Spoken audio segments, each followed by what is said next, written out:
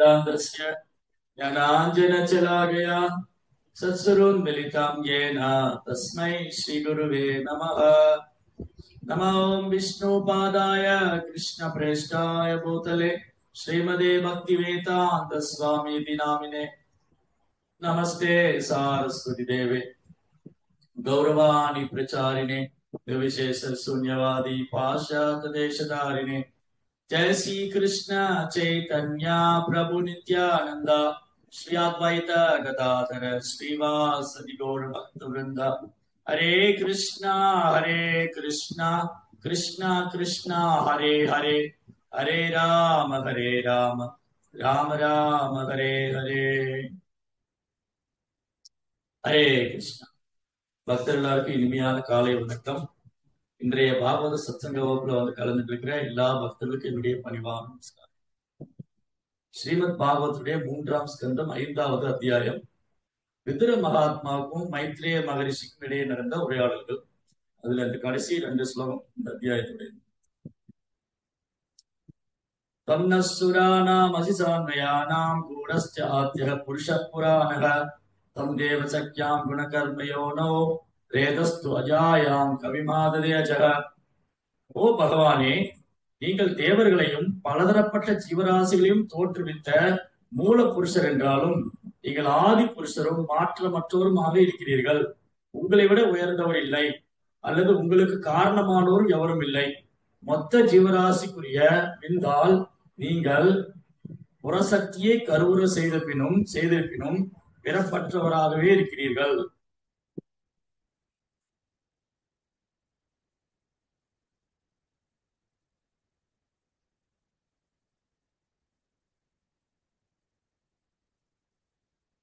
तदो वयं प्रमुखाय दत्ते बभूवमात्मन् गर्वामकिं ते तं न सचक्षुः परिदेहशक्त्या देवक्रियार्थे यत् अनुग्रहाणाम्. ஓ பரமாத்மாவே, துவக்கத்தில் மொத்த பிரபஞ்ச சக்தியான மகத்தத்துவத்திலிருந்து படைக்கப்பட்ட நாங்கள் செயல்பட வேண்டிய வழிமுறைகளை தயவு செய்து எங்களுக்கு அருளுங்கள். தயவு கூர்ந்து பக்குவமான அறிவையும் ஆற்றலையும் கூட அருள வேண்டும். இதனால் பின்தொடரும் சிருஷ்டியின் வெவ்வேறு இலாக்காக்களில் உங்களுக்கு எங்களால் தொண்டு செய்ய முடியும். சரி, இந்த ஸ்லோகத்துல, இந்த 2 ஸ்லோகத்துல 2 முக்கியமான விஷயம் தெளிவுபடுத்தப்பட்டிருக்கு.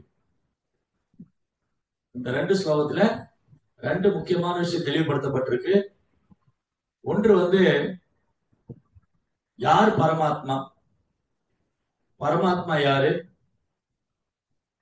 அதுக்கப்புறம் இந்த தேவருடைய பொசிஷன் என்ன, தேவருடைய நிலை என்ன, தேவர்களும் யாரையாவது சார்ந்து இருக்காங்களா, பரமாத்மா என்பவர் யாரு, தேவர்களின் நிலை என்ன, தேவர்கள் எப்படி தோன்றுனாங்க, அவங்க யாரையாவது சார்ந்து இருக்காங்களா, இல்ல அவங்களுக்கு தனித்து சுதந்திரமா செயல்படக்கூடியவங்களா, அவங்களுக்கு அறிவும் ஆற்றலும் எங்கிருந்து வருது, அது இயல்பாகவே வருதா, இந்த மாதிரி நிறைய கேள்விகளுக்கு இங்க பதில் பார்க்கணும்.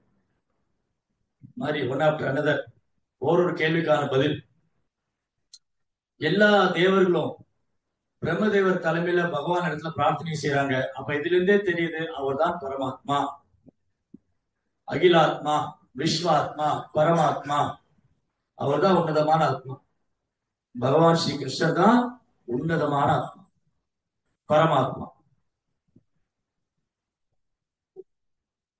அதனாலதான் இங்க எல்லா தேவர்களும் இங்க பகவானை பரமாத்மாவேன்னு சொல்றாங்க. சாதாரணமா சொல்ல பரமாத்மாவேன்னு சொல்றாங்க. அப்ப கிருஷ்ண பரமாத்மா. எங்கேயுமே நம்ம படிச்சதில்லை, கேள்விப்பட்டதில்லை சிவ பரமாத்மா, முருக பரமாத்மா, துர்க பரமாத்மா. இந்த ஒரு ஸ்டேட்மெண்ட் தெளிவுபடுத்துது கிருஷ்ண பரமாத்மா, கிருஷ்ணஸ்து பகவான் ஸ்வயம். சோ இங்க தேவர்கள் அதை மட்டும் உறுதிப்படுத்தல. தேவர்கள் பகவான பரமாத்மான்னு சொன்னது மட்டும் இல்ல, படைப்புக்கு தேவையான எல்லாமே அவற்றிருந்து தான் வந்தது. அதனாலதான் ஒரு விஸ்வாத்மா, இந்த அகிலத்தோடைய ஆன்மா. இப்போ உதாரணத்துக்கு நம்ம உடல் இயங்கிட்டு இருக்கு. இந்த உடல் ஏன் இயங்கிட்டு இருக்கு? இந்த உடல்ல ஆன்மா இருக்கனால இயங்குது. இந்த உடல் பௌதிக சக்தி, இந்த உடல் இருக்கும் ஆத்மா ஆன்மீக சக்தி. அதே மாதிரிதான் அதே மாதிரிதான் இந்த பிரபஞ்சம் பௌதிக சக்தி, இந்த பிரபஞ்சத்தை இயக்கும் பரமாத்மா கிருஷ்ணாவுடைய சக்தி. கிருஷ்ணா தான் பரமாத்மா. எப்படி என் உடலை ஆத்மா இயக்குதோ, எப்படி நம்முடைய ஒவ்வொருடைய எப்படி நம்முடைய ஒவ்வொருத்தருடைய உடலையும் ஆத்மா இயக்குதோ, அந்த மாதிரி பிரபஞ்சத்துக்கு ஆன்மாவா இருக்கிறவர் பகவான். அதுதான் விஸ்வாத்மா. பிரபஞ்சத்துக்கு ஆன்மாவா இருக்காரு, அவர் தான் பரமா. ஈஸ்வர சர்வபூதானாம் ஹிருதயஸ்ய அர்த்தன திஷ்டதி ராமயன் சர்வபூதானி யந்திர ரூடானி மாயையா. பகவான் கிருஷ்ணர் எல்லா விதத்திலையும் பரமாத்மாவா இருக்காரு. இந்த உடல் வந்து ஒரு மெட்டீரியல், ஒரு யந்திரம், மெஷின். இந்த உடம்பு ஒரு மெஷின் தான். மெஷினு யந்திர ரூடானி மாயா, மாயாசக்தினால கொடுக்கப்பட்ட ஒரு யந்திரம் அது. யந்திரம் யந்திரம் அடிக்கடி பழுதாகும். ஒரு யந்திரம் அடிக்கடி பழுதாகும், பல உதிரி பாகங்கள் போகும். பழைய உதிரி பாகத்தை தூக்கி போட்டு புதிய உதிரி பாகம் எடுத்து மாட்டுவோம், ஸ்பேர் பார்ட்ஸ் மாட்டுவோம். மெஷின் வந்து அடிக்கடி ரிப்பேர் ஆகும், ரிப்பேர் பண்ணுவோம், ஸ்பேர் பார்ட்ஸ் மாற்றுவோம். அதுக்கப்புறம் மெஷின் ரொம்ப பழசாயிரும், பழைய மெஷின் கொடுத்து புதிய மெஷின் ஆகும். எந்திரம் ரொம்ப பழசாயிடுச்சுன்னா பழைய எந்திரத்தை கொடுத்து புதிய எந்திரம். சிலர் வீட்டுல வந்து டெய்லரிங் மிஷின் வச்சிருப்பாங்க, சிலர் வீட்டுல வந்து மிக்சி கிரைண்டர்லாம் வச்சிருப்பாங்க. அது அடிக்கடி ஜார் மாத்துவாங்க, பிளேடு மாத்துவாங்க, அல்லது இந்த டெய்லரிங் மிஷினோட பெல்ட் மாத்துவாங்க, அதுக்கு ஆயிலிங் பண்ணுவாங்க, ஏதாவது பண்ணிட்டே இருப்பாங்க. தென் ஒரு சமயத்துல அந்த மெஷின் வந்து ரொம்ப பழசாயிடும். அப்புறம் பழைய மெஷினை கொடுத்து புதிய மிஷின் ஆகும். அது சில நேரங்களில் விழாக்களை தள்ளுபடி போடுவாங்க, கொண்டு வாங்க பழைய மெஷின், வாங்கிக்க புதிய எந்திரம், இதுக்கு நாங்க கேரண்டி அப்படின்னு விளம்பரப்படுத்துறாங்க. அப்ப பழைய மெஷினை கொண்டு போய் கொடுத்து புதிய மிஷின் ஆகும். அதனால நமக்கு எந்த இழப்பும் கிடையாது, எந்த நஷ்டமும் ஆகுறது இல்லை. பழைய மெஷினை கொடுத்து புதிய மிஷின் வாங்கி. அதனால பகவான் என்ன சொல்றாரு, பழைய ஆடையை கலைந்து புதிய ஆடை அணிகிற மாதிரி. ஆத்மா உடல் மாறுறது பழைய ஆடையை தூக்கி போட்டு புதிய புதிய ஆடை. சில நேரங்கள்ல நம்ம சட்டை கிழிஞ்சு போயிருது, அந்த சட்டை கிழிஞ்சு போகணும்னு அதை தூக்கி போட்டு வேற புதுசா ஒரு சட்டை எடுத்து போட்டுருவோம். அதனால யாராவது வருத்தப்பட போறோமா என்ன? ஐயோ என் சட்டை கிழிஞ்சு போச்சே, என் சட்டை கிழிஞ்சு போச்சே, நான் புது சட்டை போட வேண்டியதா இருக்கு அப்படின்னு யாரும் கவலைப்படுறது இல்லை. பழைய சட்டையை தூக்கி வீசிட்டு புதிய சட்டையை எடுத்து போட்டுக்கிறோம், அவ்வளவுதான். அந்த மாதிரிதான் ஆன்மா வந்து ஒரு உடல் இன்னொரு உடலுக்கு மாறுது. பழைய உடலை விட்டுட்டு புதிய உடலுக்கு போகுது. ஆத்மா வந்து இந்த உடல் உடல் வந்து ஆன்மாவுக்கு கோஆபரேட் பண்ண முடியாது, ஒத்துழைக்காததான் வயோதிகம். வயோதிகம் அல்லது நோய்வாய்ப்பட்ட நிலை அது வயோதிகம்னா எனக்கு எனக்கு வந்து அனுபவிக்கிற எண்ணம் இருக்க உடம்பு ஒத்துழைக்க மாட்டேங்குது. அப்ப ஆத்மா என்ன பண்ணுது, இந்த உடல் ஒத்துழைக்காத போது அது வயோதிகத்துல போய் கடைசி இந்த உடலை விட்டு வேறோட போய் திரும்பி ஸ்டார்ட் பண்ணும். இப்படி பிறவிதோறும் ஆன்மா தன் புலன்களை திருப்திப்படுத்தணும்னு ஒரு பெரிய ட்ரை பண்ணிக்கிட்டே இருக்கு. ஏமித்தே பிரம்மாண்டே பிரமித்தே கோண பாக்கியவான் ஜீவா குரு கிருஷ்ண பிரசாதை பக்தி லதா பீஜா. இந்த ஜீவாத்மாக்களை நம்ம நினைவு கெட்டாத காலத்திலிருந்தே புலன்பத்தில் ஈடுபட்டு இருக்கோம். பல சரீரம் மாறியாச்சு. அதுல ஒரு ஜீவாத்மா பாக்கியவான்மா இருந்தா, அதுல யார் ஜீவாத்மா பாக்கியவானா இருக்கணும்? குரு கிருஷ்ண பிரசாதேபாய் பக்தி லதா பீஜா. குருவுடைய கருணையால, கிருஷ்ணனுடைய கருணையால பக்திங்கிற விதை கிடைச்சிடும். அப்படி பக்திங்கிற விதை கிடைச்சிட்டா அந்த ஜீவாத்மா ரொம்ப பாக்கியம் பண்ணும், பக்தி தொண்டை பயிற்சி பண்ணும். இப்படி பிரபுபாதரே இங்க ஒரு கேள்வி கேட்டு அவரே பதில் சொல்றாரு. என்ன கேள்வி கேட்கிறாரு?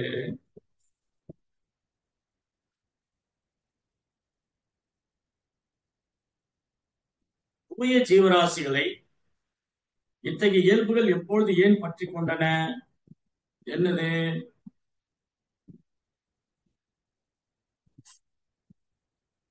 ஜீவராசிகள் பரமபுருஷரை போல் பௌதிக இயற்கை அடக்கியாள விரும்புகின்றனர். தூய ஜீவராசிகளை இத்தகைய இயல்புகள் எப்பொழுது ஏன் பற்றி கொண்டன? அதாவது ரொம்ப அழகான ஒரு கேள்வி பிரபுபாதரே கேட்டுட்டு அவரே பதில் சொல்றாரு.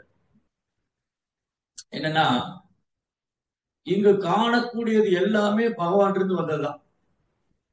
இப்போ தேவர்கள் பிரார்த்தனை பண்றாங்க பகவான் கிட்ட, ஓ பரமாத்மாவே, பிரபஞ்சத்துக்கு தேவையான எல்லாமே உங்ககிட்ட இருந்து தான் வந்தது. நீங்க மகத்தத்துவத்திலிருந்து உண்டு பண்ணி, மகத்தத்துவம் பிரதானம். சோ மகத்தத்துவத்திலிருந்து 24 மூலக்கூறுகள் வந்து, அதுக்கப்புறம் சிருஷ்டிப்பு பண்ணக்கூடிய தேவர்கள், பல்வேறு இலாக்காக்களுக்கான அதிகாரிகள், இவங்க எல்லாருமே பகவான் தான் வந்திருக்காங்க. அதுதான் தேவர்கள் உறுதிப்படுத்துறாங்க. எதுவுமே இயற்கையா வரல, தானா வரல. ஓ பரமாத்மாவே, துவக்கத்தில் மொத்த பிரபஞ்ச சக்தியான மகத்தத்துவத்திலிருந்து படைக்கப்பட்ட நாங்கள். சோ தேவர்களும் பகவான் தான் தோன்றி இருக்காங்க. தேவர்கள் ஜீவ தத்துவம், அதாவது பகவான் இருந்து பல்வேறு தத்துவங்கள் வெளிப்படுகின்றன. சக்தி தத்துவம், விஷ்ணு தத்துவம், ஜீவ தத்துவம், நாம தத்துவம், குரு தத்துவம், சிவ தத்துவம், பிரேம தத்துவம், பல்வேறு தத்துவங்கள். ஏன்னா கிருஷ்ணனுடைய சக்தி அச்சிந்தியா, எல்லையற்ற சக்தி. சோ பகவான் எல்லையற்ற சக்தி வச்சுட்டு இருக்கிறதுனால அவற்றிருந்து பல்வேறு தத்துவங்கள் தோன்றுகின்றன. ராமாதி மூர்த்திசு கலா நியமேன திஷ்டன் நன்னாவதார மகரோத் புவனேஷு கித்து கிருஷ்ணஸ்வயம் சமவத் பரமத் குமான்யோ கோவிந்தமாதி புருஷம் தமகம் பஜாமி. ராமர், நரசிங்கர், வராகர் இவங்கெல்லாம் விஷ்ணு தத்துவங்கள். சிவபெருமான் வந்து சிவ தத்துவம். அப் டு பிரம்மா வரைக்கும், இந்த உலகத்துல ஒரு சிறு எறும்புல இருந்து பிரம்மா வரைக்கும் காணக்கூடிய எல்லா ஜீவன்களும் ஜீவ தத்துவம். ஜீவாத்மாக்கள் ஜீவ தத்துவம். தாவரங்கள், பறவைகள், விலங்கினங்கள், புழுக்கள், பூச்சிங்க, மனுஷங்க, தேவர்கள், அப் டு பிரம்மா வரைக்கும், பிரம்மா வரைக்குள்ள எல்லா ஜீவன்களும் ஜீவ தத்துவம். சிவபெருமான் சிவ தத்துவம். அப்புறம் சக்தி தத்துவம், பகவான் பல்வேறு சக்திகள் வெளிப்படும் சக்தி தத்துவம். மகாமாயை சக்தி, யோகமாயை சக்தி, தடஸ்த சக்தி, 3 விதமான சக்தி தத்துவம். பகவானுடைய அந்தரங்க சக்தி தத்துவம், அந்தரங்க சக்தி, பகவானுடைய பகிரங்க சக்தி, பகவானுடைய தடஸ்த சக்தி. இந்த ஜட உலகம் பகவானுடைய பௌதிக சக்தி. இந்த ஜட உலகத்துல பாக்குறது எல்லாமே பகவானுடைய பௌதிக சக்தி. பூமி ராப்போ அனலோவாயு கமனோர் புத்தி ரேவச்ச அகங்கார விதியமே பின்னா பிரகிருதி அஷ்டதா. நிலம், நீர், நெருப்பு, காற்று, ஆகாயம், மனம், புத்தி, அகங்காரம் என்னது பிரிந்த சக்திங்கிறார் கிருஷ்ணா. இது கிருஷ்ணாவுடைய பௌதிக சக்தி. அப்புறம் கிருஷ்ணாவுடைய ஆன்மீக சக்தி இருக்கு, அது கிருஷ்ணாவுடைய ஆன்மீக உலகம். இந்த ஜட உலகம் கிருஷ்ணாவுடைய பௌதிக சக்தி, ஆன்மீக உலகம் கிருஷ்ணாவுடைய ஆன்மீக சக்தி, உயிர் வாழிகளாகிய நாம கிருஷ்ணாவுடைய தடஸ்த சக்தி.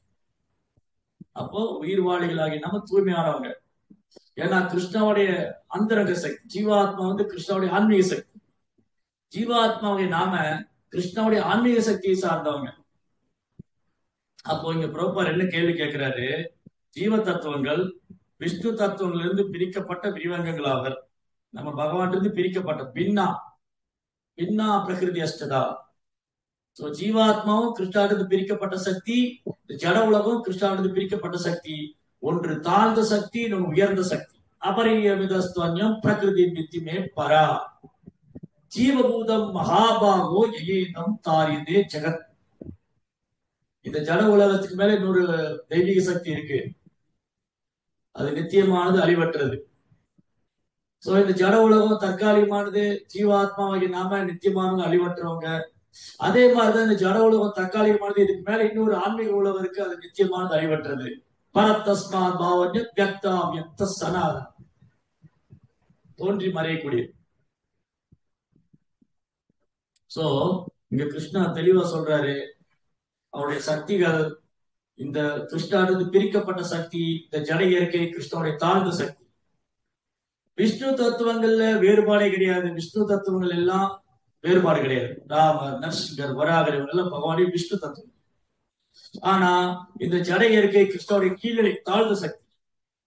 ஜீவாத்மாக்கள் நாமளும் கிருஷ்ணாவிலிருந்து பிரிந்த சக்தி தான், ஆனா விஷ்ணு தத்துவம் அல்ல, நாம ஜீவ தத்துவம். ஆனா ஜட இயற்கையோட நம்ம உயர்ந்தவங்க தான். இந்த ஜட இயற்கையோட ஜீவாத்மா உயர்ந்தவன் தான். ஆனா ஜீவாத்மா இந்த ஜட இயற்கையை அடக்கி ஆள முடியாது. இங்க பிரச்சனை என்ன ஆகுது அப்படின்னா,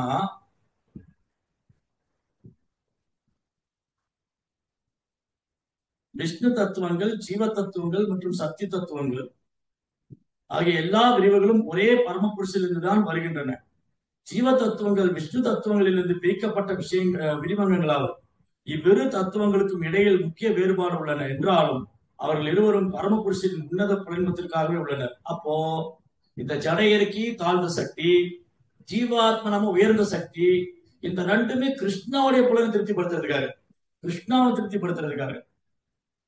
ஆனால் சில ஜீவராசிகள் பரமபுருஷரை போல் பௌதிக இயற்கையை அடக்கியாள விரும்புகின்றனர். இந்த ஜட உலகத்துல எல்லாருமே இந்த ஜட இயற்கையை கட்டுப்படுத்தணும், இந்த ஜட இயற்கையின் கட்டுப்பாட்டு கீழே கொண்டு வரணும், நான் இதை ஆளணும், நான் அனுபவிக்கணுங்கிற எண்ணம் அது ஒரு சில ஜீவாத்மாக்கள் நினைக்கிறாங்க. இப்ப ப்ரோப்பார் கேள்வி கேட்கிறேன். ஆனால்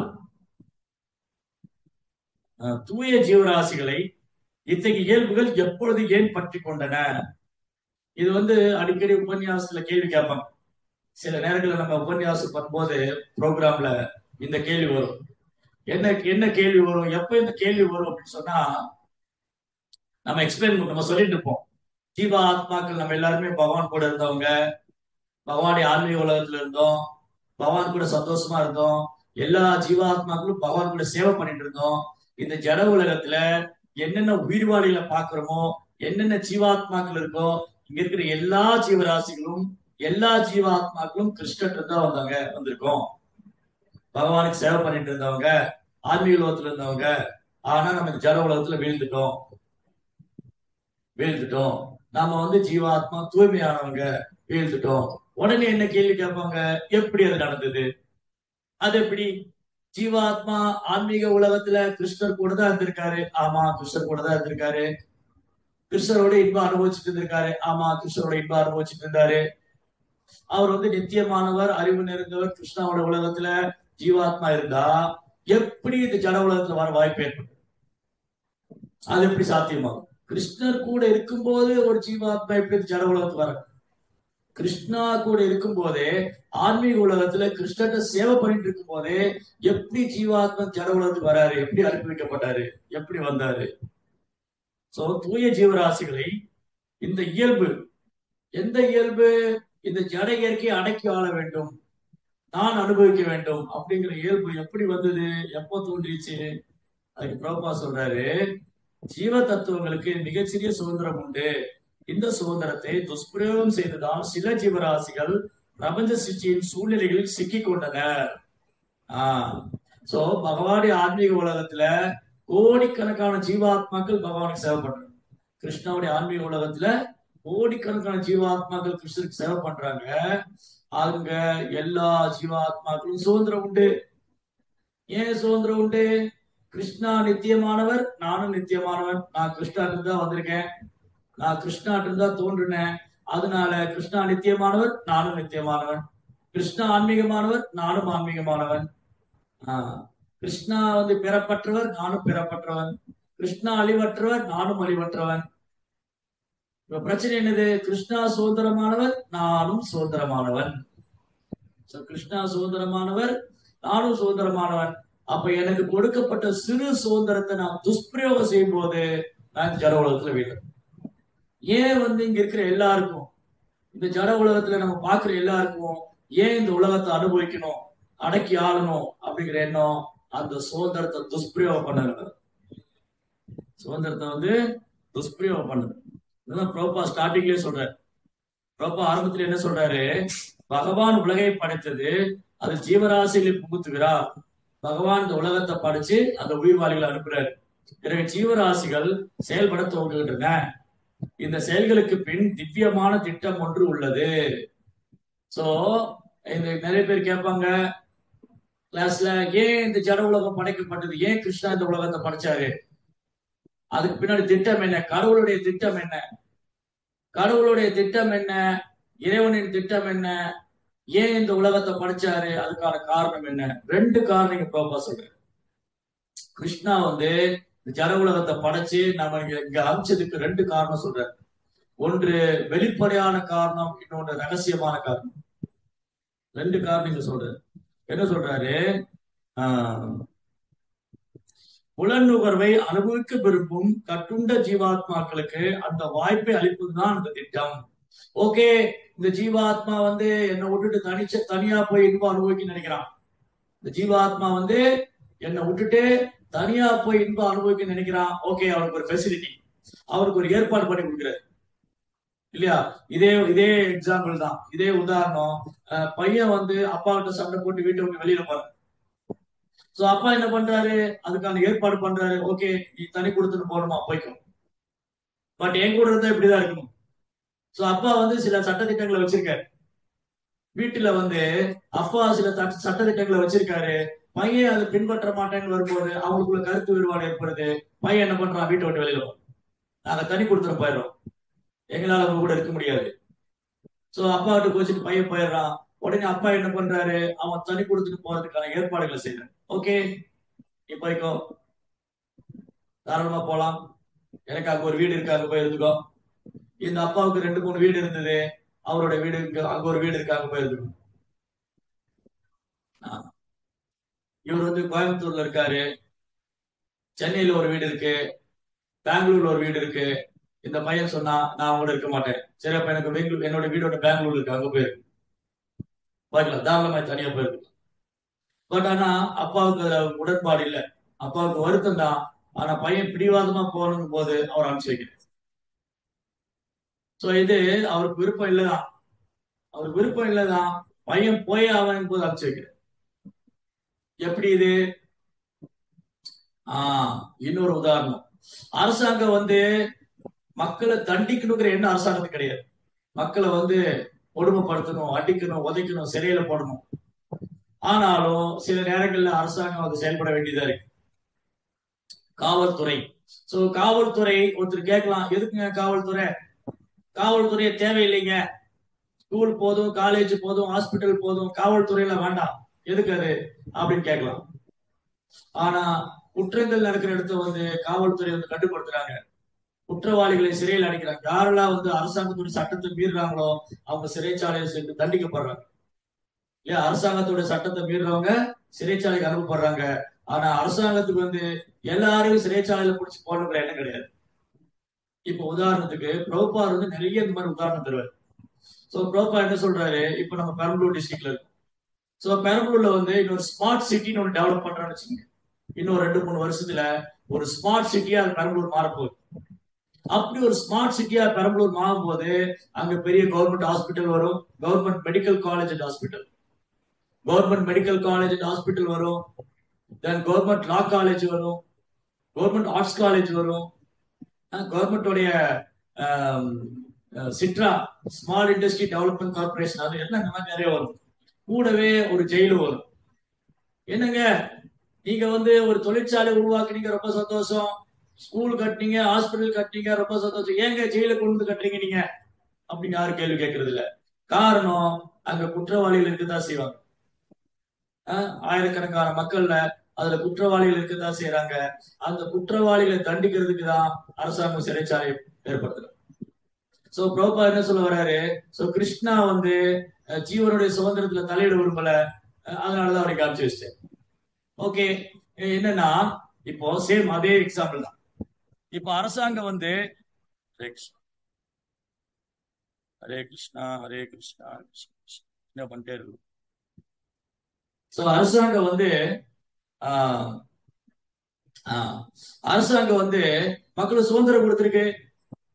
நீங்க 2 வீலர் ஓட்டலாம், கார் ஓட்டலாம், வீடு வாங்கலாம், நிலம் வாங்கலாம், என்ன நாளும் பண்ணலாம். ஆனா அரசாங்கம் சில சட்ட திட்டம் வச்சிருக்கு. நீங்க நிலம் வாங்கினா இந்த ரெஜிஸ்டர் நீங்க ரெஜிஸ்டர் பண்ணணும். நீங்க வந்து 2 வீலர் ஓட்டினா நீங்க வந்து லைசன்ஸ் எடுக்கணும். நீங்க கார் வாங்கினா நீங்க ஆர்சி புக் வாங்கணும், ரெஜிஸ்ட்ரேஷன் பண்ணணும். சோ இதெல்லாம் சில சட்டத்திட்டம் இருக்கு. நான் சுதந்திரமானவன், என்னையே அரசாங்கம் வந்து லைசன்ஸ் எடுக்க சொல்றாங்க, என்னையே வந்து ரெஜிஸ்டர் பண்ண சொல்றாங்க, இதெல்லாம் நான் பண்ண மாட்டேன் அப்படின்னா உங்க சட்டத்துக்கு புறம்பா செயல்படும். அப்போ சட்டத்துக்கு புறம்பா செயல்படும் போது அரசாங்கம் அவங்க மேல் நடவடிக்கை எடுக்கிறாங்க. அதுக்கு பின்னாடி ஒரு பெரிய டிபார்ட்மெண்ட் இருக்கு. அதே மாதிரிதான் கிருஷ்ணாவுடைய சட்டம், அவருக்கு பின்னாடி ஒரு பெரிய டிபார்ட்மெண்ட், பல இலாக்குகள். சோ கிருஷ்ணாவுடைய சட்டத்தை மீறுறவங்க என்ன ஆகுறாங்க? இந்த ஜட உலகத்துல அனுப்பி வைக்கும். எப்படி அரசாங்க சட்டத்தை மீறவங்க ஜெயிலுக்குள்ள அனுப்பப்படுறாங்களோ அதே போல கிருஷ்ணாவுடைய சட்டத்தை மீறவங்க இந்த ஜட உலகத்துக்கு வராங்க. இது ஒரு ரீசன். சோ முதல்ல இந்த ஜட உலகத்துல பிறந்ததே ஒரு தண்டனை தான். கிருஷ்ணாவோட உலகத்தை விட்டு இங்க வந்ததே ஒரு தண்டனை தான். சோ ஜீவாத்மாவுக்கு கிருஷ்ணா ஒரு வாய்ப்பு கொடுக்கிறாரு. சரி போட்டோம், இவன் அனுபவிக்கணும்னு நினைக்கிறான், போய் அனுபவிக்கட்டும். ஆனா ஜீவாத்மால அனுபவிக்க முடியல, அவன் மேலும் மேலும் துன்பம் அடைகிறான். அத்தியாத்மிக், அதிபௌதிக், அதிதைவிக். இது ஜட உலகத்துல வந்தோடனே இயற்கையினால தொல்லை, மனதால தொல்லை, உடலால தொல்லை, பல்வேறு ஜீவராசிகளால தொல்லை, இப்படி பெரும் துன்பத்துக்குள்ளாக. அப்ப அவனுக்கு ஒரு வாய்ப்பு கிடைக்குது. ஓகே, நான் இந்த ஜட உலகத்துல துன்பப்படுறேன், நான் ஏன் கிருஷ்ணாவை திரும்ப போக கூடாது? சோ ரெண்டு பிளான், கிருஷ்ணாவுடைய ரெண்டு திட்டம். சோ கிருஷ்ணாவுடைய ரெண்டு திட்டம் என்னதுன்னா, இந்த ஜட உலகத்தை படைத்ததுக்கு பகவான் இரண்டு திட்டங்கள். ஒன்று ஜீவாத்மாவுடைய சுதந்திரத்துல தலையிட விரும்பல, அவருக்கு வாய்ப்பு ஏற்படுத்தி தராரு. ஆனா முக்கியமான திட்டம் என்னது? புலனுணர்வை அனுபவிக்க விரும்பும் பந்தப்பட்ட ஆத்மாக்களுக்கு அந்த வாய்ப்பை அளிப்பதுதான் அவர் திட்டம். ஆனால் சிருஷ்டிக்கு பின்னால் மற்றொரு திட்டமும் உள்ளது. அதாவது ஜீவராசிகள் தங்களது புலன்பத்தில் ஈடுபடாமல் பகவானின் உன்னதமான புலன்பத்தில் உதவுவதற்காகவே படைக்கப்பட்டுள்ளனர் என்பதை அவர்கள் உணர செய்வதற்காகவே அந்த திட்டம். அரசாங்கம் மக்களை சிறையில் அடைக்குது, குற்றவாளிகளை சிறையில் அடைக்குதுன்னா அவங்களை தண்டிக்கிறது மட்டும் அவங்க நோக்கம் இல்ல, அவங்க திருந்துறதுக்கான ஒரு வாய்ப்பு இல்லையா? குற்றவாளிகளை சிறைச்சாலையில் அடைக்கிறது அவங்களை வெறுமனே தண்டிக்கணும், அடிக்கணும், கொல்லணுங்கிற எண்ணம் இல்ல, அவங்க திருந்தணுங்கிறதுக்காக. அவன் திருந்தி நல்ல மனிதனா வாழ முடியும். அந்த தண்டனையில போகும்போது நல்ல மனிதனா வாழ முடியும். அதே மாதிரிதான் கிருஷ்ணா இந்த ஜட உலகத்தை படைச்சது நாம அனுபவிக்கிறதுக்காக அல்ல, நாம கிருஷ்ணாவுக்கு சேவை பண்றதுக்காக. இதுதான் மெயின் பிசினஸ். கிருஷ்ணாவுடைய மெயின் பர்பஸ் என்னன்னா, முக்கியமான நோக்கம் என்னன்னா, ஜீவாத்மாவுக்கு ஒரு வாய்ப்பு கொடுக்கிறாரு அவருக்கு சேவை பண்றது.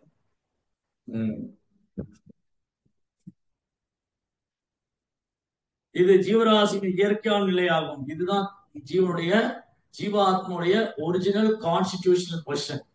ஜீவாத்மாவுடைய உண்மையான ஆதாரமான நிலை என்னன்னா, நாம் கிருஷ்ணருக்கு சேவை பண்றது. இதுதான் ஜீவாத்மாவின் இயற்கையான நிலை. இப்ப நம்ம இயற்கையான நிலையில இல்ல. இப்ப நம்ம ஏன் இயற்கையான நிலையில இல்ல? நம்ம யாரோ புலன்களுக்கெல்லாம் சேவை பண்றோம். யாரோ முதல்ல நம்ம புலன்களை திருப்திப்படுத்தணும்னு பாக்குறோம். சோ நம்ம எல்லாருமே முதல்ல நம்ம புலன்களை திருப்திப்படுத்திக்கலாம்னு பாக்குறோம். அப்புறம் என் சொந்தக்காரங்க, என் நண்பர்கள், உறவினர்கள், அப்புறம் என் சமுதாயம், நாடு, மதம், இனம், மொழி, இந்த மாதிரி பல்வேறு புலன்பு விஷயம் திட்டம் போட்டுட்டே இருக்கும். இந்த மாதிரி தமது உன்னதமான இன்பத்திற்காக பலவையாக ஜீவராசி இயற்கையான நிலையிலிருந்து பகவானுக்கு சேவை பண்றது. சோ அதை விட்டுட்டு புலன்புக்காக திட்டம் போடும் போது நம்ம பிறப்பிறப்பு சக்கரத்துல மாட்டிக்கிறோம். சோ இது முதல்ல ஞாபகம் வச்சுக்கணும். பிரபுபா என்ன சொல்றாரு? நாம கிருஷ்ணாட்டு தான் வந்திருக்கோம். நம்முடைய மெயின் பர்பஸே கிருஷ்ணாவை சந்தோஷப்படுத்த வேண்டியதுதான். அதுதான் நம்முடைய இயல்பான நிலை. அதை விட்டுட்டு நம்ம வேற எதுலயாவது சந்தோஷம் கிடைக்குமா தேடினா ஏமாற்றம் தான் கிடைக்கும். ஹோல் லைஃப் ஏமாற்றம் தான். சரி, சோ இங்க பிரபுபா ரொம்ப அழகா சொல்றாரு.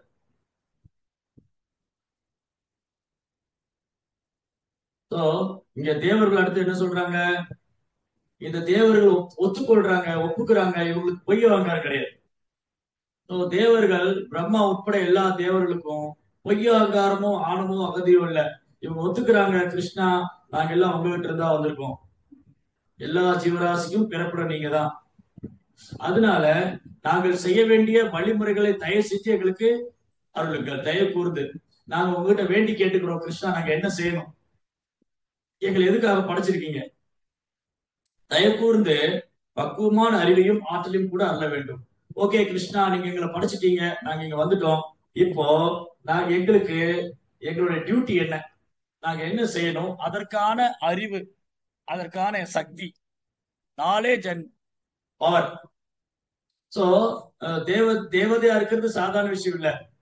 ஒருத்தர் தேவதையா இருக்கணும்னா அந்த இலாக்காவுக்கான அறிவு இருக்கணும், அந்த இலாக்காவை பராமரிக்கிற சக்தி இருக்கணும். இப்ப உதாரணத்துக்கு இந்திரன் சொன்னா, இந்திரனுக்கு சொர்க்கத்தை ஆளக்கூடிய தகுதி இருக்கணும், அதற்கான சக்தி இருக்கணும், மழை கொடுக்கக்கூடிய சக்தி இருக்கணும், சூரிய தேவனுக்கு சூரியனை கட்டுப்படுத்தக்கூடிய சக்தி, அந்த கிரகத்தை ஆளக்கூடிய சக்தி இருக்கணும்.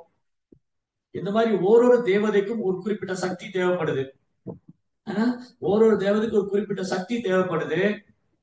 அதுக்கான நாலேஜ், அறிவு தேவைப்படுது. அதனால இங்க தேவர்கள் கர்வம் இல்லாம பிரார்த்தனை பண்றாங்க. தயவு கூர்ந்து எங்களுக்கு பக்குவமான அறிவையும் ஆற்றலையும் கூட அருள வேண்டும். பக்குவமான அறிவு, ஆற்றல். பக்குவமான அறிவு என்னது?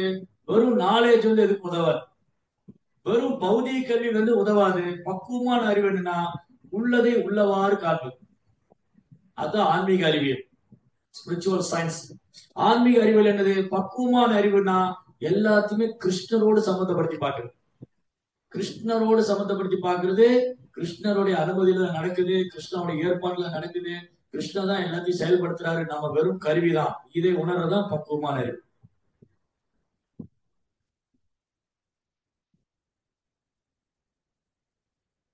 எனர்ஜி, சக்தி. தேவர்களுக்கு எங்க இருந்து சக்தி வருது? கிருஷ்ணா சக்தி கொடுத்தாதான் சக்தி. கிருஷ்ணா சக்தி கொடுக்கலனா வேற ஒண்ணும் நடக்குது. அதனாலதான் கிருஷ்ணா தான் போர்ஸ், சக்தி, எனர்ஜி. கிருஷ்ண சக்தி நகிவினா தார பிரவர்த்தனா. கிருஷ்ணோட சக்தி இல்லாம ஒண்ணுமே செய்ய முடியாது, பிரச்சாரம் கூட பண்ண முடியாது. ஒரு பக்தர் பிரச்சாரம் பண்ணா கிருஷ்ணா சக்தி கொடுக்கணும். ஒரு தேவர்கள் நிர்வாகம் பண்ணா கிருஷ்ணா சக்தி கொடுக்கணும். அதுக்கான நாலேஜ், பக்குவமான அறிவு. பக்குவமானது. பக்குவமானது தமிழ் என்ன சொல்லுவாங்க? பக்குவமான நாளே அறிவு. பக்குவமானது தமிழ் இங்கிலீஷ்ல என்ன சொல்லுவாங்க? Perfect knowledge. Yes, perfect knowledge. ரொம்ப ஒரு புக் எழுதியிருந்தார், perfect question and perfect answer. பக்குவமான கேள்வியும் பக்குவமான பதிலும். அப்ப எது பக்குவமான கேள்வி, எது பக்குவமான பதில், எது பக்குவமான அறிவு?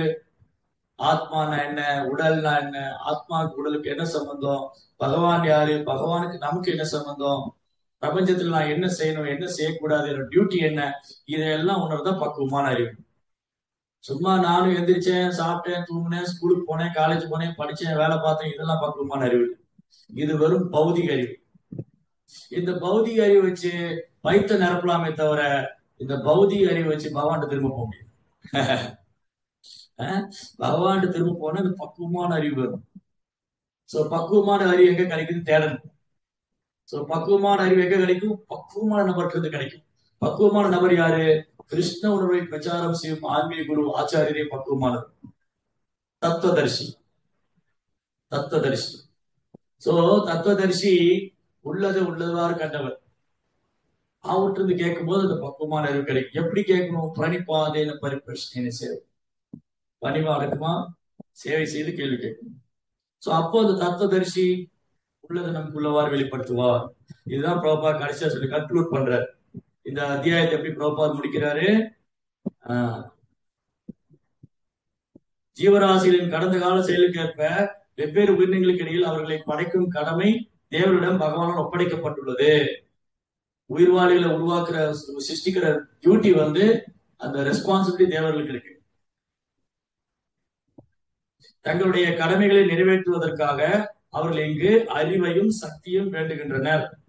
அப்போ தேவர்களே பகவானை நம்பிதான் இருக்காங்க. ஆனா இதுல வேடிக்கை என்னன்னா, தேவர்களே பகவானை நம்பி இருக்காங்க, ஆனா இது அறியாதவங்க நிறைய பேர் தேவர்களை நம்பி இருக்காங்க. இந்த தேவதை என்ன காப்பாத்திடுவாரு, அந்த தேவதை என்ன காப்பாத்திடுவாங்க. நோ, இந்த தேவர்களே பகவானை நம்பிதான் இருக்காங்க. அப்படி இருக்கும்போது இந்த தேவர்கள் எப்படி நம்மளை காப்பாத்தும்? அதான் நேத்து கஜேந்திரோட லீல பார்த்தோம். நேத்து கஜேந்திராவோட லீலை பேசிட்டு இருந்தோம். கஜேந்திராவுக்கு நல்லா தெரிஞ்சது, எங்களை யாராலும் காப்பாற்ற முடியாது. சாரி, என்ன கஜேந்திரா முதலியோடைய வாயில மாட்டிக்குவார். கஜேந்திரா முயற்சி பண்றாரு, சொந்த முயற்சியிலே தன்னை காப்பாத்திக்க முடியல. நண்பர்கள் உறவினர்கள் எல்லாம் சேர்ந்து பிடிச்சு இழுத்து பார்த்தாங்க, அவங்களாலையும் காப்பாற்ற முடியல, விட்டுட்டு போயிட்டாங்க. அப்புறம் கஜேந்திரன் தேவர்களையும் உதவிக்கு அழைக்கல. ஏன்னா கஜேந்திரனுக்கு தெரியும், தேவரால என்ன காப்பாற்ற முடியாது. மரணத்தின் தருவாயில் இருக்கிற என்ன எந்த தேவராலும் காப்பாற்ற முடியாது. அந்த பரம புருஷரான பரமாத்மான பகவான் கிருஷ்ணர் தான் வரும்.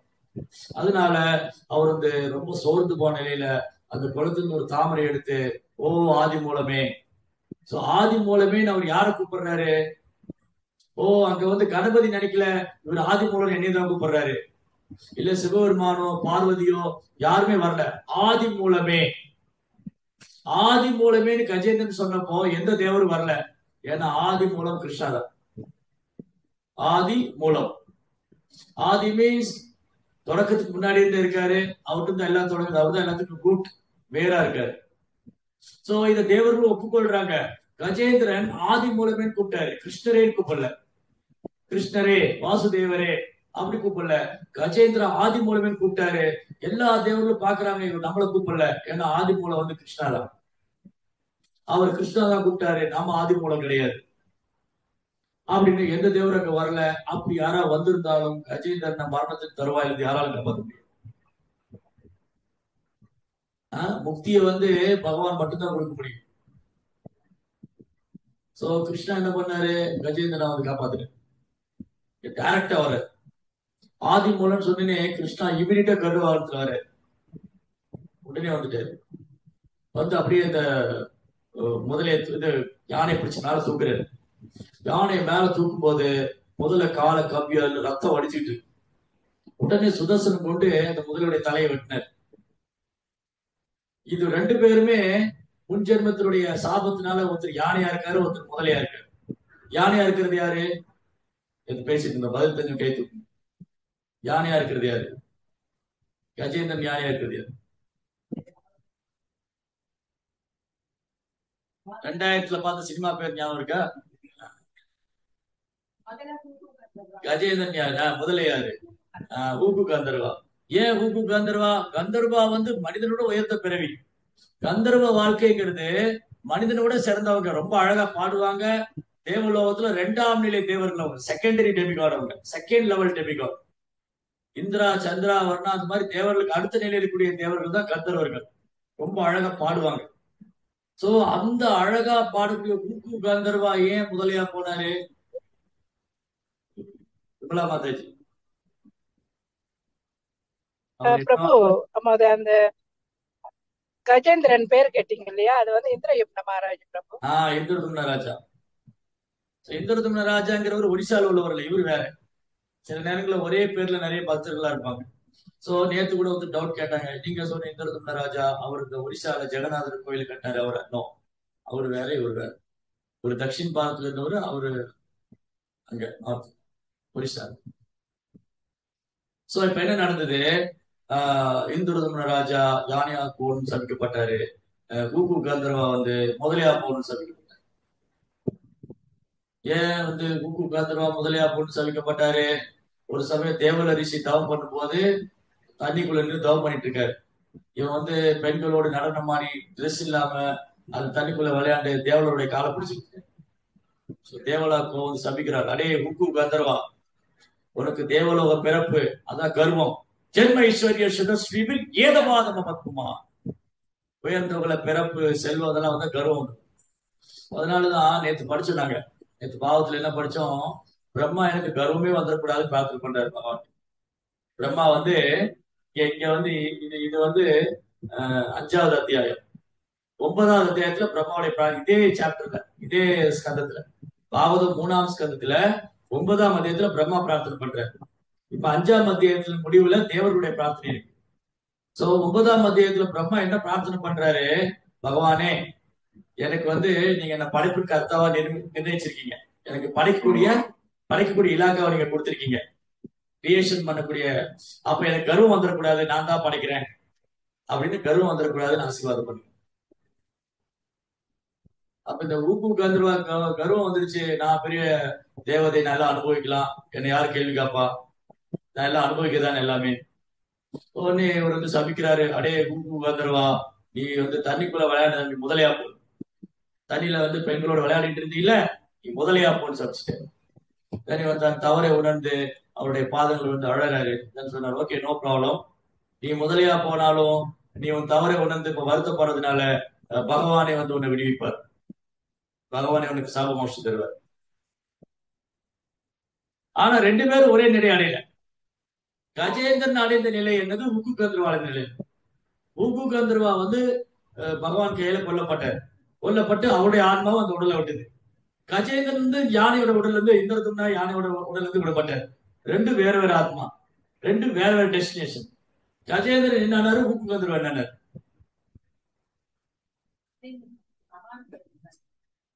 கஜேந்திரன் ஏன் பகவான்கிட்ட போனாரு? அவர் சுத்த பக்தி பண்ணாரு. சுத்த பக்தி பண்ணாரு. அவர் நேத்து அதான் பேசிட்டு இருந்தோம். அந்த இந்திரதும்ன ராஜா அகஸ்தியர் சபிச்சு கூட அவர் கோவப்படல. நம்மள யாராவது திட்டினா சும்மா இருப்போமா? அவர் 2 வார்த்தை திட்டினா 4 வார்த்தை பேசும் இல்லையா? ஆனா அகஸ்தியர் சபிக்கிறாரு. இந்திரதும்னா எப்படி எடுத்துக்கிட்டாரு? இது பகவானுடைய ஏற்பாடா இருக்கலாம், இல்ல பகவானுடைய விருப்பமா இருக்கலாம், இல்ல கிருஷ்ணா என்ன பரிச்சயம் பண்ணலாம், இல்ல இதன் முன்ஜென்ம கர்மம் ஏதாவது இருக்கலாம். அதனால இதை நான் எதிர்வினை ஆற்ற போறது இல்ல. இதற்கு நான் எதிர்வினை ஆற்றவே மாட்டேன். இதை அப்படி நான் ஏத்துக்கிறேன். இதற்கு நான் எதிர்வினை ஆற்றாம அப்படி ஏத்துக்கிறேன். அதான் அந்த பரீட்சையில தான் பாஸ் ஆக. நாராயண பரவ சர்வே நாக்கு தக்ஷண விபியதே சர்க்காபவர்க நரகேஷு அபிதுல்யாத்த தர்சனம். ருத்ராசுரன் ராட்சசனா போன்னு சபிக்கப்பட்டார். பரிச்சித் மரதை 7 நாள் இறந்து போன்னு சபிக்கப்பட்டார். இங்க கஜேந்திரன் இந்திரதும்னா யானையா போன்னு சபிக்கப்பட்டாரு. ஆனா அவங்க பாதிப்படையில். கஜேந்திரனுக்கு வாய்ப்பு கிடைச்சது. அவர் பண்ண பக்தி வீண் போகல. ஸ்வல்பம் அப்பியசிய தர்மசிய தாயதே மகதோபயா. சிறிது காலம் பண்ண பக்தியை கூட அவர் இழக்கல. என்னாரு அவரு? பகவானுக்கா ராஜ்யத்தெல்லாம் விட்டு வந்தார். இந்திரதும்னா பகவானுக்கா ராஜ்யத்தெல்லாம் விட்டு வந்தாரு. ஆனா அகஸ்தியரால் சபிக்கப்பட்டாரு. இதுவும் பகவானுடைய திருவிளையாடல் தான்.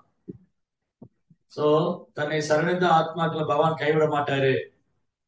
சோ கஜேந்திரன் ஆதரவற்ற நிலையில அந்த குளத்துல இருந்து தாமரை எடுத்து ஆகாசத்தை நோக்கி பகவானை அழைக்கிறாரு. உடனே பகவான் விரைந்து வர. உடனே விரைந்து கஜேந்திரன் ஆன்மீக கஜேந்திரா பகவான் அந்த யானையை தொட்டு தூக்குன உடனே அவனை சாரி அந்த யானையோடைய உடல்ல இருந்து 4 கருத்தோட இந்த ஆன்மா வெளியே. பகவானுக்கு அவர் ஆன்மீக வைகுண்ட பிராப்தி கொடுத்தார். கஜேந்திராவுக்கு ஆன்மீக உலகத்துக்கு போனாரு. இந்த ஹூக்கு கந்தரா கந்தர உலகத்துக்கு போனார். அவ்வளவுதான். ஏன்னா ஹூக்கு கந்தரா கஜேந்திர மாதிரி பியூட்டி ஓட்டி. அதனாலதான் தூய பக்தர் அடைய நிலை வேற, பக்தர் அல்லாதவங்க அடையக்கூடிய நிலை வேற, பௌதிக ஆசை உள்ள பக்தர் அடைய நிலை வேற, தூய பக்தர் 3 விதமான தரம். ஒருத்தர் உடலை விடும்போது பௌதிகவாதியா இருந்தா அவர் என்ன ஆகுறாரு? பக்தரா இருக்காரு. பௌதிக ஆசையோடு இருக்காருன்னா என்ன ஆகுறாரு? தூய பக்தர் என்ன ஆகுறாரு? சரி, இப்ப பௌதிகவாதி உடலை விட்டா என்ன ஆவாரு? அவர் செய்த செயல் கர்மவினை கேட்டவர் போல எவ்யம் பாபிஸ் வனப்பாவோ எஜச்சந்தே கலைவரம் தம் தம்யே வைதி கௌத்தேய சதா தத் பாவ பாவிதா. அவர் இந்த உடலை விடும்போது என்ன பாவத்தில் இந்த உடல் விடுறாரு அதை எடுக்கிறார். அது நாயா போன்னு இருக்கலாம், பூனையா இருக்கலாம், மனுஷன் இருக்கலாம், எதுவான இருக்கலாம். ஒரு உடலை விடும்போது என்ன நினைக்கிறாரோ, ஒரு பொண்ணை நினைச்சுட்டே உடலை விட்டா ஒரு பெண் ஆயிடுவாரு. அது அவருடைய ஸ்மரணம், அவர் நினைவுதான் தீர்மானிக்குது. சரி, அடுத்தது பௌதிக ஆசை. பக்தனா இருக்காருன்னா பௌதிக ஆசை, அவர் என்ன ஆவார்? அவர் தேவலோகத்துக்கு போய் பதவி அனுபவிக்கும். இந்திரா, சந்திரா, வருணா இந்த மாதிரி பதவி அனுபவிக்கலாம். ஆனா அந்த லைஃப் கேரண்டி, அந்த வாழ்க்கை உத்தரவு இல்லை. பிரம்ம புவனா லோகா புனராவதின் அர்ஜுனா மாம் பேதத்து கௌந்தேயா புனர்ஜன்ம நவித்யதே. சோ ஒருத்தர் பக்தரா இருக்காரு, இந்த கிருஷ்ண பக்தி எடுத்துக்கிட்டாங்க, செவ்வெல்லாம் பண்றாங்க. பௌதிக ஆசை, பதவி வேணும், பேர் வேணும், புகழ் வேணும், நான் தான் பண்ணணும், எல்லாத்தையும் நான் முன்னாடி நினைச்சா கிருஷ்ணன் பண்ணுவாரு. ஓகே, நீ இந்த போய்க்கோ, எல்லா பதவி கிடைக்கும், புகழ் கிடைக்கும், பேர் கிடைக்கும், அப்சராசுல நடனம் பாடுவா, எல்லாம் அவங்க புகழ் பாடுவாங்க. ஆனா கிருஷ்ண பிரேமம் கிடைக்காது, கிருஷ்ணன் மேல பிரேமம் கிடைக்காது. சோ ஒரு சுத்த பக்தர் என்ன ஆகுறாரு? அந்த காலேச்ச மாமேவ ஸ்மரன் முக்த்வா கலேவரம் பிராதசி பத்பாவம் யாதி நாதி அத்த அசம்சயம். சந்தேகமே வேண்டாம். ஒருத்தர் உடலை விடும்போது பகவான் நினைச்சு உடலை விட்டாருன்னா அவர் பகவான் தான், வித்தவுட் டவுட். இறக்கும் தருவாயில பகவான் நினைக்கிறாங்க அப்படின்னு. இப்ப அடுத்த கேள்வி வந்துடும். ஒருவேளை இறக்கும் தருவாயில என்னால பகவான் நாமத்தை சொல்ல முடியாம போகலாம், எனக்கு நினைவெழுத்து போகலாம், இல்ல என்னால சாதனா பண்ண முடியாம போயிருக்கலாம். அப்ப என்னுடைய நிலைமை என்ன? அதெல்லாம் இப்ப பண்ற பக்தி ஒழுங்கா பண்ணும். இப்ப பண்ணிட்டு இருக்கிற பக்தி ஒழுங்கா பண்ணா அந்த டைம்ல கிருஷ்ணா அரேஞ்ச் பண்ணுவாரு. கிருஷ்ணா எப்படி அரேஞ்ச் பண்ணுவாரு? ஏதோ ஒரு வகையில அவர் ஞாபகப்படுத்திருப்பார். ஏன்னா ஞாபக சக்தி மறுபடியும் அவர் தான் கொடுக்குறாரு. இப்போ கஜேந்திரனுக்கு யார் ஞாபகம் கொடுத்தா? கஜேந்திரா ஒரு யானை. இந்திரதும்னா யானையோட உடல்ல போனாரு. அவர் உடலை விடக்கூடிய சூழ்நிலை வந்தப்போ யார் ஞாபக சக்தி கொடுத்தா? கஜேந்திரன் பண்ண, இந்திரதும்னா பண்ண பக்தி வீண் போகல. அதான் அதான் இம்பார்ட்டன்ட். அதனால இங்க குலசேகராவால் பிரார்த்தனை பண்ற மாதிரி அப்போதைக்கு நான் எப்பவே சொல்றேன். அப்ப என்னால சொல்ல முடியுமோ தெரியாது. கபவாத பித்தை, இந்த கபம் வந்து தொண்டை அடைக்கும், நடக்க முடியாது, கண்ணெல்லாம் மங்கி போயிடும், காது மட்டும்தான் கேட்கும். அதனால இந்த கிருஷ்ண உணர்வுல இருக்கிறவங்களுக்கு என்னைக்குமே நஷ்டம் கிடையாது. கிருஷ்ண உணர்வுல இருக்கிறவங்களுக்கு இந்த உடலை விட்டா நஷ்டமே இல்லை. பிரபுபார் இன்னும் ஒரு படி மேல போய் சொல்றாரு, ஒருவேளை கிருஷ்ண உணர்வுள்ள ஒரு பக்தர் பகவான்கிட்ட போலினாலும் அட்லீஸ்ட் ஒரு மனித பிரிவையாவது கிடைக்கும். அது 2 வகையான யோகி விழுந்தது இருக்கு. அது பகவத்ல சொல்றாரு. நீண்ட கால பயிற்சிக்கு அப்புறம் விட்டு போனவங்க, குறுகிய காலத்துல விட்டு போனவங்க, ஆக மொத்தத்துல அவங்களுக்கு நஷ்டமே கிடையாது. பௌதிகவாதியோட ஒப்பிடும் போது ஒரு பக்தனுக்கு என்னைக்குமே இழப்பே கிடையாது. அதனால நம்ம கோல் வந்து சுத்த பக்தி. சுத்த பக்தி அடையணும். கிருஷ்ணாடு திரும்ப போவோம். எங்க போனா மீண்டும் திரும்ப வர மாட்டோமோ. எத்கத்வா நிவர்த்தந்தே தத்தாம பரமமமா. அதனால இங்க தேவர்கள்லாம் பிரார்த்தனை பண்றாங்க. ஜீவராசிகள் கடந்த கால செயலுக்கேற்ப வெவ்வேறு உயிர்களுக்கு இடையில் அவர்களை படைக்கும் கடமை தேவனிடம் பகவான் ஒப்படைக்கப்பட்டுள்ளது. தங்களுடைய கடமைகளை நிறைவேற்றுவதற்காக அவர்கள் இங்கு அறிவையும் சக்தியும் வேண்டுகின்றார். இதே மாதிரி நம்ம பண்ணணும். நம்ம வந்து கிருஷ்ணாவுக்கு சேவை பண்றது, கிருஷ்ணா எனக்கு உங்களுக்கு சேவை பண்றதுக்கு போதுமான அறிவு கொடுங்க, அதுக்கான சக்தி கொடுங்க. எப்படி கிருஷ்ணா கொடுக்கறதா சொல்றாரு? கிருஷ்ணா எப்படி கொடுக்குறாரு? அறிவு சக்தி கிருஷ்ணா எப்படி கொடுக்குறாரு? யாரு கொடுப்பாரு? எந்த பக்தருக்கு? எந்த பக்தர் கிருஷ்ணா அறிவு சக்தி கொடுப்பார்? தேசாம் சததேப்தானாம் பஜதாம் பிரீத்தி பூர்வகம் ததாமி புத்தி யோகம் தம் என மாமுபயாந்தே. யார் ஒருத்தர் எனக்கு பக்தி தொட்டு பண்ணிட்டே இருக்காரோ, தேசாம் சததேப்தானம், இடையறாது தொடர்ந்து, பஜதா பிரீத்தி பூர்வகம், அன்போட பக்தி தொட்டு பண்றது. ஏதோ வேண்டா விருப்பாவோ இல்ல சொல்லிட்டாங்க, அன்போடு பக்தி தொட்டு பண்றது. ததாமி புத்தி யோகம் தம், அவங்க என்ன வந்து அடையிறதுக்கான அறிவு நான் கொடுக்கிறேன். ஏனமா முடியாது. அடுத்து என்ன சொல்றாங்க இங்க, ரொம்ப அழகா சொல்றாரு. அதனால தன்னுடைய கடமைகளை நிறைவேற்றுவதற்காக அவர்கள் இங்கு அறிவையும் சக்தியும் வேண்டுகின்றனர். தேவர்கள் பகவான்கிட்ட பிரார்த்தனை பண்றாங்க. ஆனா இது தெரியாம நிறைய பேர் அறியாமையில தேவர்கிட்ட போய் பிரார்த்தனை பண்றாங்க. தேவர்களே எனக்கு இது கொடுங்க, எனக்கு அது கொடுங்க. ஆனா தேவர்களே யாருக்கும் பகவான்கிட்ட தான் வாங்கி கொடுக்கணும். தேவர்கள் வரம் கொடுக்கறதா இருந்தா பகவான்கிட்ட தான் வாங்கி கொடுக்கணும்.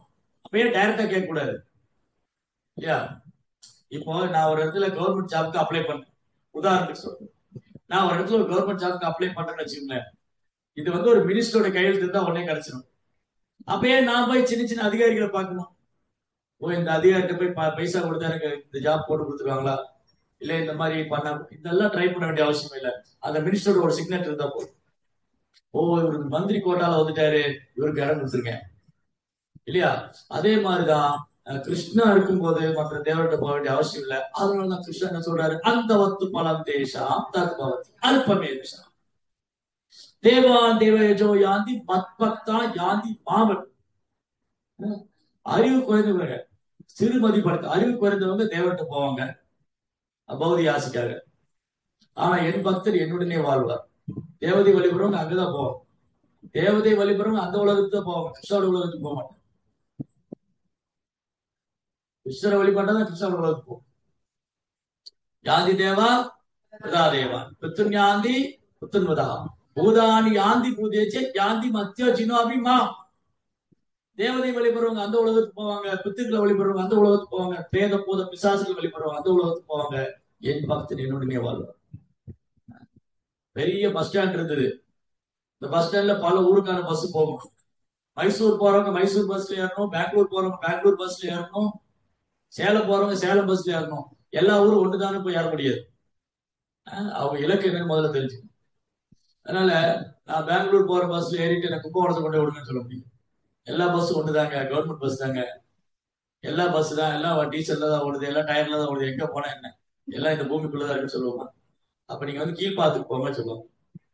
கீழ்பாக்கத்துல என்ன இருக்கு? மென்டல் ஹாஸ்பிட்டல் இருக்கு.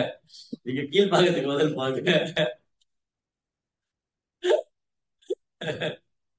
நீங்க வந்து நல்ல ஒரு டாக்டரை போய் பாருங்க. ஏன்னா பெங்களூர் போற பஸ்ல ஏறி கும்பகோணத்துக்கு கொண்டு விடல எப்படி சோ இங்க அதான் அறிவு. அறிவு சக்தி. தேவர்கள் வந்து அறிவு சக்தியும் பகவான் இருந்து வேண்டுறாங்க. ஆனா அறிவு இல்லாதவங்க தேவன்கிட்ட போய் வேண்டுறாங்க. இதுதான் வித்தியாசம். அப்புறம் எந்த ஒரு பந்தப்பட்ட ஆத்மாவும் திறமையுள்ள ஆன்மீகரின் வழிகாட்டுதலின் கீழ் பகவத் தொழில் ஈடுபட்டு படிப்படியாக பௌதிக சிக்கலிருந்து விடுபடலாம். சோ இதுதான் யார் வேணாலும் ஆன்மீக குரு சரணடையலாம்.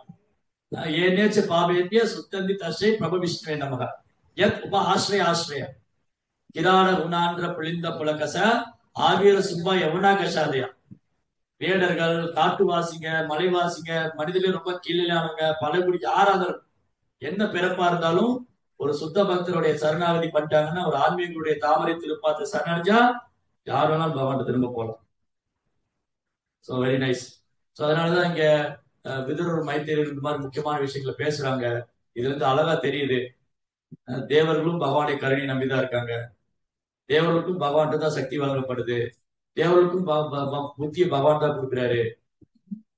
ஏனே பிரம்ம ஹிருதயாதி கவியை முக்கியந்தி சூரியக பிரம்மாவின் இதயத்திலிருந்து கொண்டே வேத அறிவு பகவான் போட்டுருக்க. அதனால அப்பேற்பட்ட பகவானுக்கு சேவை பண்ற பாக்கியம் பிரபா நம்ம கொடுத்துருக்க. அதனால ஒரு பக்தர் ஞானத்தையோ வைராக்கியத்தையோ தேடி எங்கேயும் ஓட வேண்டாம். எல்லாமே புரோபார் இயக்கத்துல இருக்கு, புரோபார் புஸ்தகத்துல இருக்கு, பக்தி சங்க பக்தி யோகத்துல இருக்கு. ஹரே கிருஷ்ணா கிருஷ்ண கிருஷ்ண ஹரே ஹரே, ஹரே ராம் ராம் ராம் ஹரே. நாம ஜெபம் பண்ணி புரோபார் சொன்ன விஷயங்களை ஃபாலோ பண்ணா இந்த கிருஷ்ண பக்தியை பயிற்சி பண்றதுக்கு தேவையான அறிவு, அப்புறம் அதுக்கான ஆற்றல், பிரச்சாரம் பண்றதுக்கு தேவையான அறிவு, அதற்கான ஆற்றல் எல்லாம் பகவான் தருவார். ஹரே கிருஷ்ண. பாகவதம் கி ஜெய். ஸ்ரீ பிரபுபாத்.